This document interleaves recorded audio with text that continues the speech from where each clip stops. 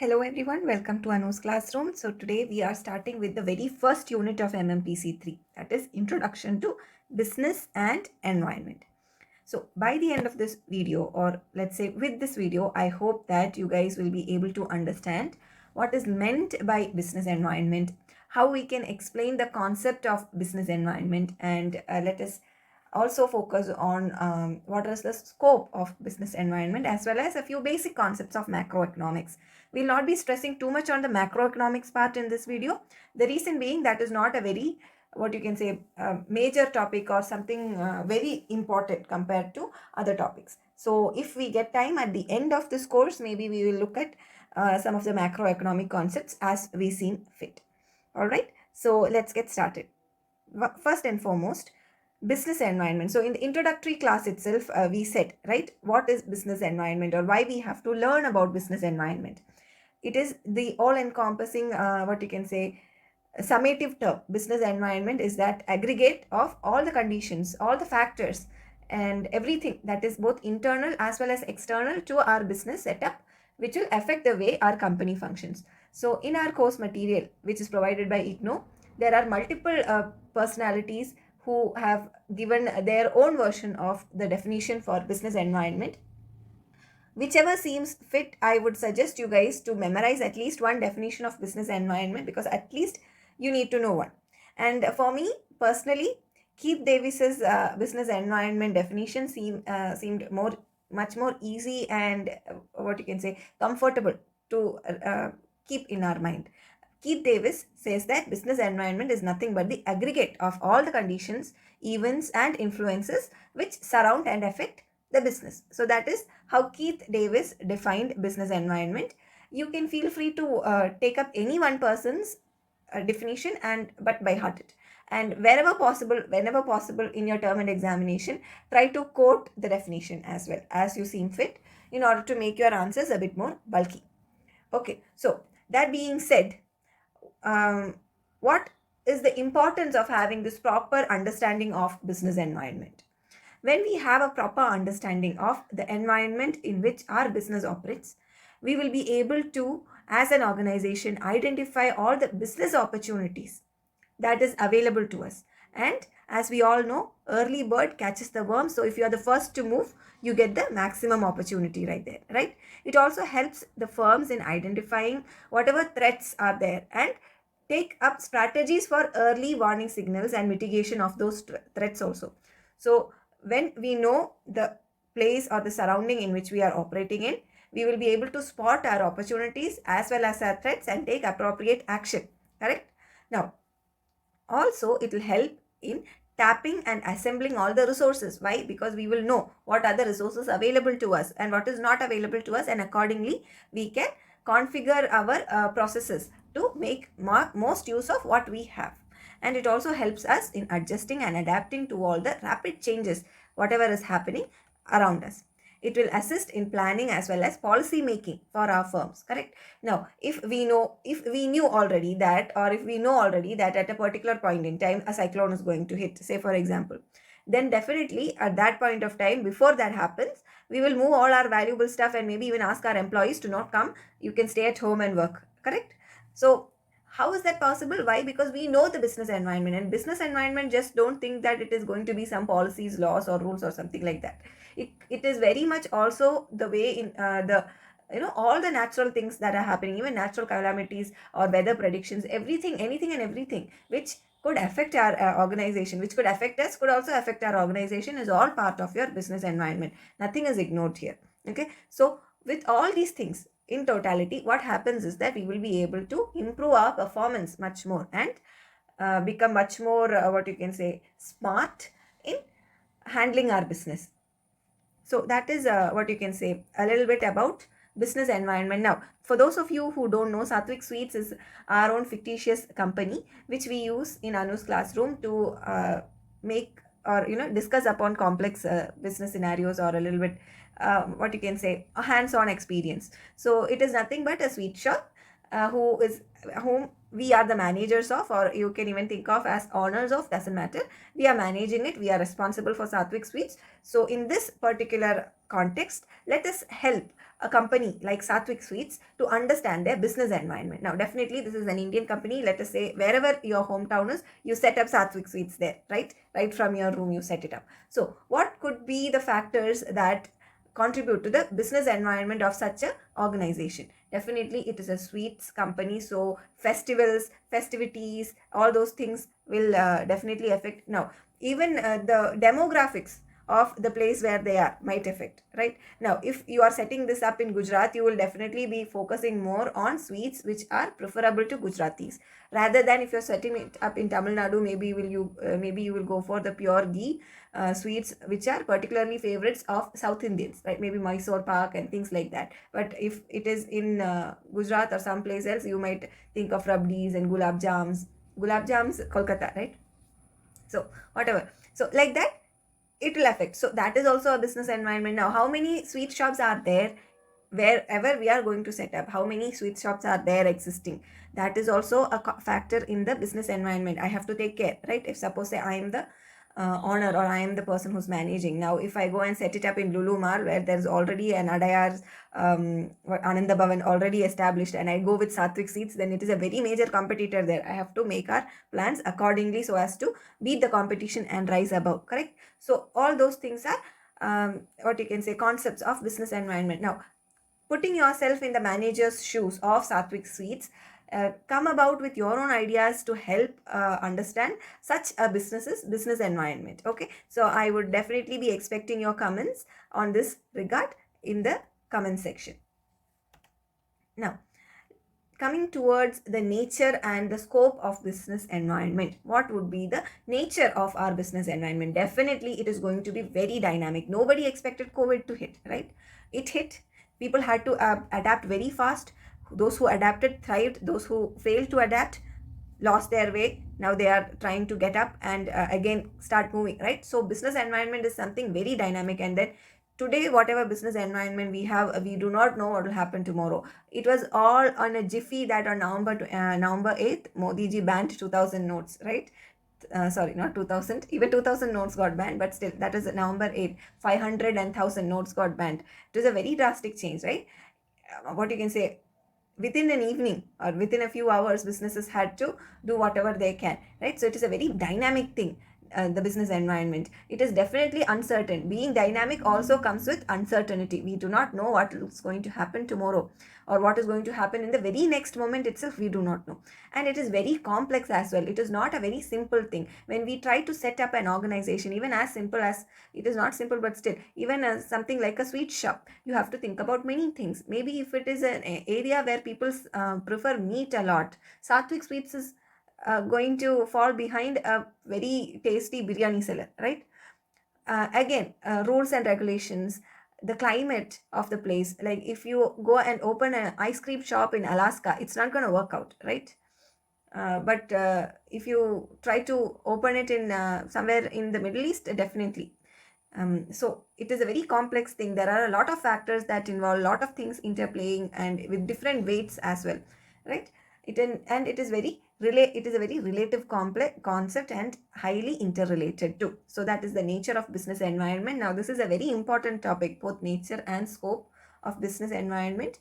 Questionnaires, you can say this is a very favorite topic of our term and examination paper makers.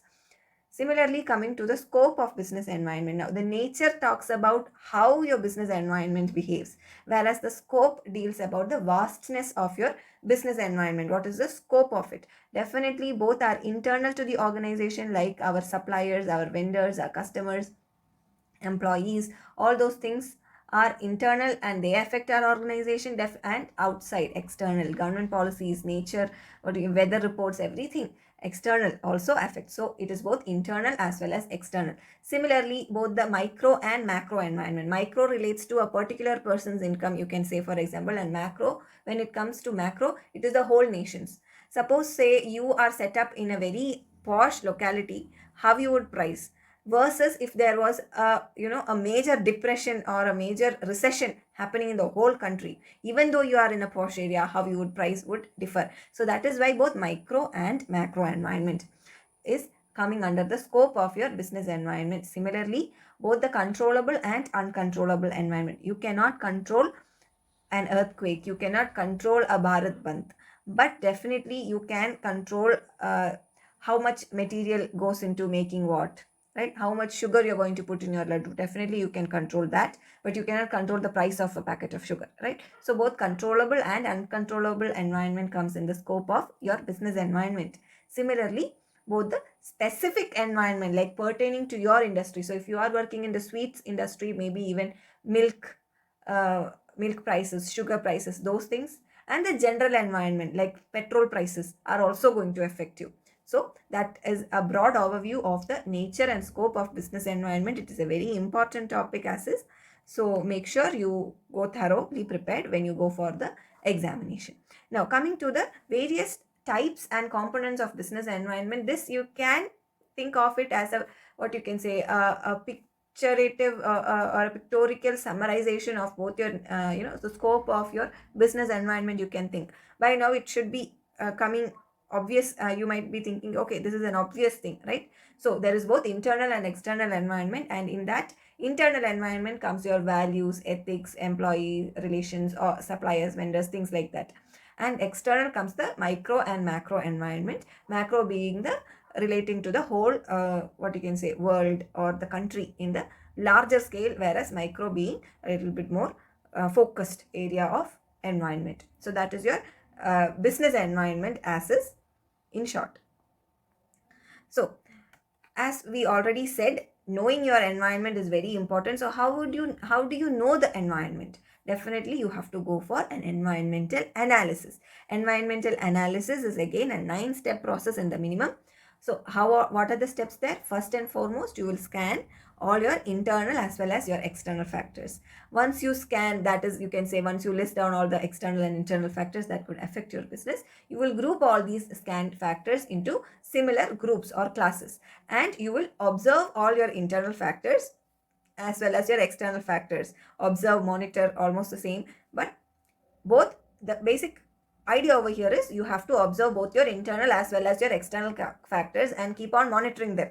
Okay, and how would you monitor them, or how would you know the variations there? You will define various variables for analysis. Like you might, if let us take the example of Sattvic Sweets, maybe one thing would be your labor wages, wage rate, or maybe your electricity prices, or sugar prices, maybe milk prices, things like that. Okay, so that would be those will be your variables: the price of milk, the price of electricity, the labor charges, all those things may be variables. So you will define those variables for analysis, and we will identify the specific techniques for analyzing these various variables depending upon them. And what we will do is we will try to forecast and project our analysis and our into the future in order to make predictions. And once we forecast it and we predict that so and so trend is going to come up, we have a hunch, or we have a kind of like a 99% with 99% accuracy or precision, we can say that at a given point of time this is going to happen. Like for example, if it is not in sugarcane is not in season, or there is some kind of a shortage in milk or eggs or whatever, okay, then maybe you will have to devise strategies, to form strategies in order to overcome those those threats or problems, and make use of your available strengths and opportunities. And for all those things you create a strategy, that is, you formulate a strategy and you implement that strategy. And once you implement the strategy, you will continuously be evaluating that strategy. And again, this is a cyclical process, and after implementation and evaluation, it doesn't end there. You again go back to scanning your internal and external factors, and this whole process keeps on repeating until the end of your business life, right? Or you can say, if once you retire, the next person who steps into your shoe will again take this up. So until and unless your business ends, this environmental analysis is going to happen in a loop, always happening. Now, one of the major or one of the important environmental analysis concepts or techniques that we employ in our organization is the SWOT, short for strength, weakness, opportunity, threat analysis. Okay, so in this, as you might have guessed by now, you will be trying to identify all the strengths and weaknesses of your organization, which is internal, right? The strength as well as weakness of your organization is something internal. The strength may be the number of skilled employees you have, the number of awesome Michelin star bakers that you might have in Sattvic Sweets is your strength. But lack of budget might be a weakness. Similarly, external factors are your opportunities and threats. Okay, so that is SWOT analysis. This is one of the important techniques of environmental analysis that we need to have. So knowing what SWOT is, let us try to take another case for Sattvic Sweets and help them perform a SWOT analysis. Okay, so definitely SWOT analysis, as we said, if suppose I got a chef who just returned from the US, he's a Michelin star chef, to head my Sattvic Sweets kitchen, then definitely it is going to be a strength for me. Maybe I do not have enough budget to mass produce cakes or mass produce jalebis then, but given there is an opportunity in the market, then definitely that is a weakness for me. Or maybe my head chef is not that great a cook, then definitely it becomes a weakness for me. But I have high performing machineries, then that is a strength for me. Again, opportunities, maybe there is a new mall that is set up by Lulu, or maybe recently Forum Mall came in Kerala, in Kochi. So that is an opportunity for all the new for all the retailers to set up new outlets, right? So that is an opportunity right there. If it didn't come, then we'll have to look for any new vacancies happening in the existing malls. Right now there is a new mall coming up, definitely it is an opportunity. Now next to our counter, Adayar Anand Bhavan is setting up their counter. Definitely it is a threat for us as newbies in the industry. Adayar Anand Bhavan next to my shop is a threat for me. What if people will go to the name, thinking about the name's familiarity, or maybe Sri Krishna set up a shop. These are some of the famous shops nearby in Kerala and all, like not nearby, but some of the few South Indian famous shops, sweet shops. Okay, that is why I'm quoting my these examples. So wherever you are, whichever sweet shops you can quote that. Maybe Tip Top, or what else? Navya is there next to my house. So whatever. So that is a threat to us. So how will we overcome that threat? How will we overcome such how will we use that opportunity? How will we overcome our weakness by making use of our strength? That is what you will have to come up with as managers, correct? So let me know in the comments down below how you would perform a SWOT analysis for, let's say, Sattvic Sweets itself. I would greatly appreciate and I hearing your views on this matter. Okay, so that is about the what you can say, that is about SWOT analysis, environmental analysis. Now the last topic for this video, that is dealing with macroeconomics. Okay, that is also for this unit, macroeconomics.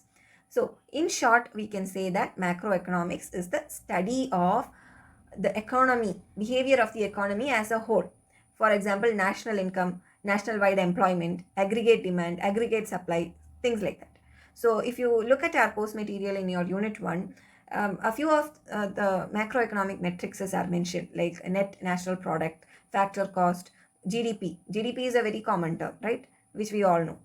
Aggregate demand, supply, and all those things are mentioned. But as I said earlier also, these are comparatively less important topics, I would say, from your examination perspective. So I am skipping these things for the purpose of this particular video for this time. And later on, let us say, according to our time, we will take it up. Okay. So that is about macroeconomics in general. But a few things you have to know when it comes to macroeconomics is that macroeconomics mainly deals with 4 sectors. Your household sector, that is us, the individuals. Firms, that is nothing but the businesses, obviously, the companies, the factories, the industries.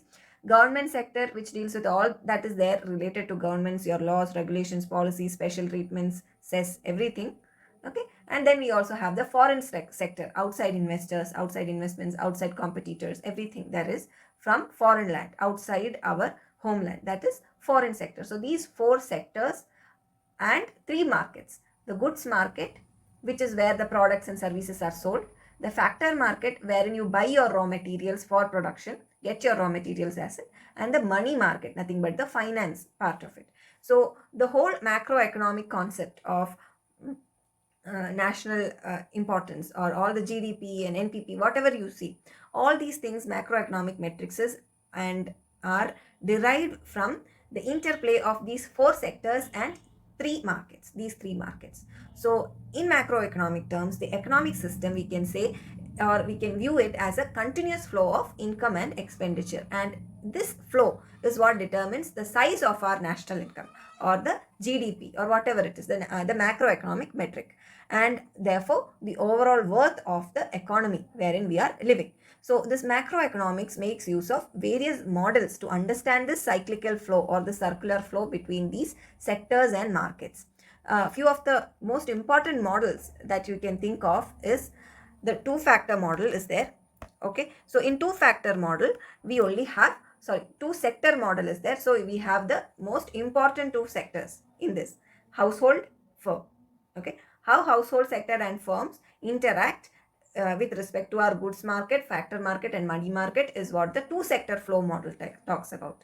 When we talk about the three-sector model, one more sector comes into picture, that is our government sector. Now there are three players in these three markets: household, firm and government. If government is giving a subsidy to a particular thing for households, definitely they will favor that. If government is giving subsidies for particular firms in particular industries, then definitely you will see more and more firms in that particular industry, right? So now there is an interplay of three sectors in three markets. Then the last one is the four sector flow, where it also foreign sector will come into the picture. So it is a four sector, three market interplay of what you can say, income and expense. So that is in brief about macroeconomics. So I hope that as we come to the end of this video, you got a general picture of what exactly is business environment, what is the importance of it, how business environment helps us. Understanding business environments help us, what is the nature, the scope, what are the components of business environment, and how we perform environmental analysis. And also I hope that you are in a better position to perform a SWOT analysis of any particular organization. So as a brainstorming session, take any organization, okay, any existing organization also will do, or any hypothetical organization, you take it up, try to think about, let's say take Apple, okay, or maybe any organization, take Hindustan Unilever Limited, whichever, your choice. Okay, take it up, that as an example, and whenever you get some free time, maybe if you guys are working, maybe when you go to and from your office, or maybe while you're having lunch, just give a thought. Okay, what could be the business environment in which that organization would be working in? What could be their strength? What could be their weaknesses? What could be their opportunities? And what could be their threats? As of now, like whatever general knowledge that you have right now, think come up with such ideas, because these kind of things are important, like explaining a particular concept with the help of an example is a very good strategy to get good marks in your term and examinations. So definitely give that a try whenever you get some free time. It doesn't have to take that much of a time, right? Just as thoughts, just think, and try to Google a bit and gather some information, so that if at all a question comes wherein you are also asked to state an example, you will be prepared.